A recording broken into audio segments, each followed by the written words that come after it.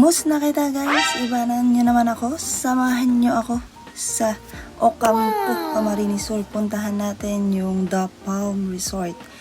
Sinasabi itong isa sa pinaka-expansive farmland. Kung makikita nyo naman talaga, napakalawak ng lupain nila. Ito lang naman ang The Palm Resort. Tada! So, tara, samahan nyo akong maglibot-libot, mag-ikot-ikot. At sorry, medyo mabilis pang mag-take ng videos ang inyong ate girl. Dito, may mga ino-offer silang di ko alam kung magtatagalog ako o magre-ringkunada ako. Ang dami ko kasing viewers. Meron pa sa ibang bansa. So, saralak na di. Kamu na mag-adjust. So, yun na nga. Balik tayo. May mga ino-offer silang amenities like adult pool, kiddie pool, mga villas, bamboo cabanas, or bamboo, yung kubo-kubo. May video okay sila, may kawa bat sila, meron silang anger wall, meron din silang archery, pwedeng mag-tent pitching, pwedeng mag trampoline, yung may ano sila doon.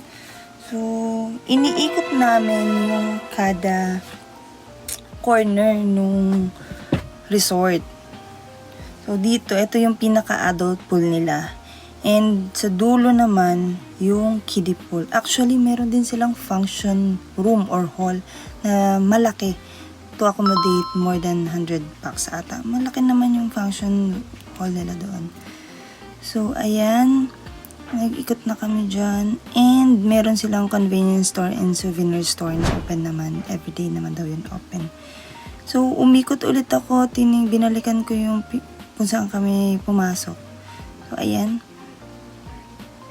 Sobrang lawak. And, ang kagandahan dito, kitang-kita mo yung stunning view ni Mount Isarog. So, kita dito sa The Palm Resort. And, malaki din ang parking space nila. Wala ka kayong magiging problem.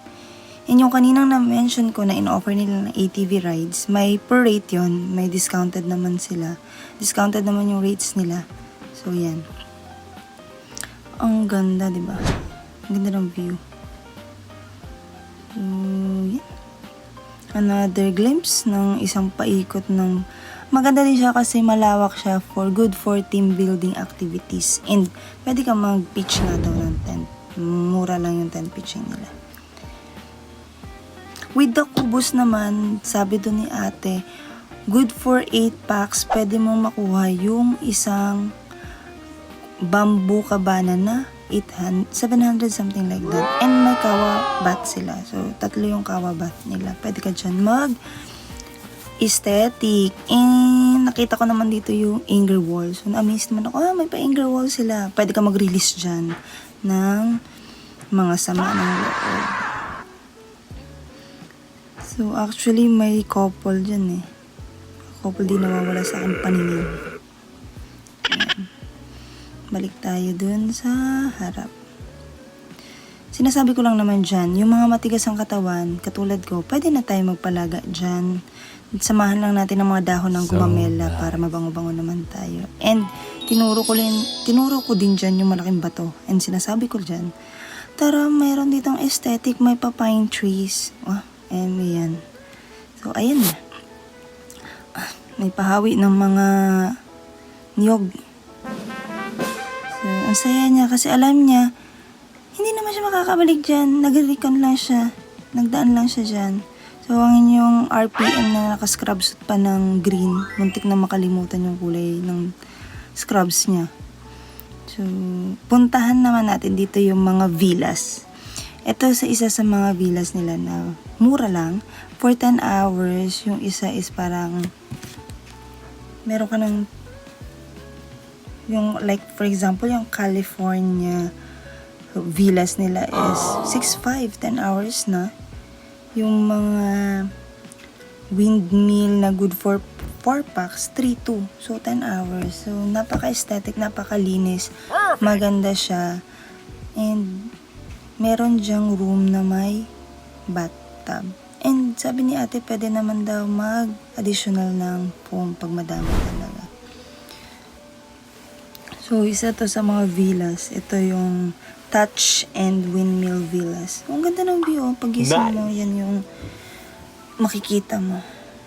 Ito, other rooms naman na pinasok namin. And sabi dyan ni ate, ma'am, may bathtub yan. Eh, syempre, hindi tayo papahuli.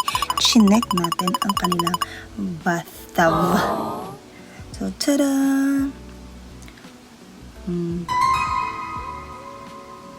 And, tara, balikan naman natin yung other rooms daw dun sa other side. So, sobrang ikot kasi namin. Sobrang lawak nga niya, girl.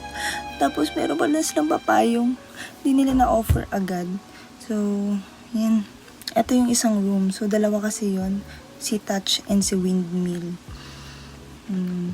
That is 3,200 for 10 hours. So, not bad na din.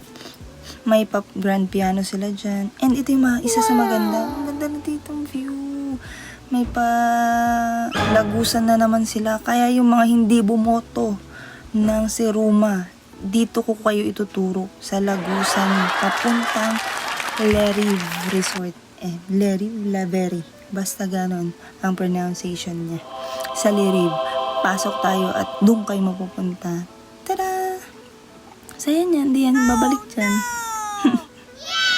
So, punta naman tayo sa mga rooms dun sa kabilang other side. Ito yung Akay room. Pwede siya sa family. And may double deck din. Yung double deck nila is good for barkada.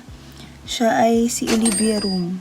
2,600 ang presyo niya for 10 hours. And ito si beach room. Pang VIP yan. May pa-couch yan. And malaki yung comfort room niya. Yung CR niya. And ang pinakamaganda dyan guys. In 1, 2, 3. Ang view from the balcony. Yan. Diba ang ganda? Mas maganda yan. Tadan! May signature ikot. Yan. Nagpasalamat na ako kay ate. So, yun lang. Ito yung quick mini vlog namin sa The Palm ご覧い Resort. ただきありがとうございます。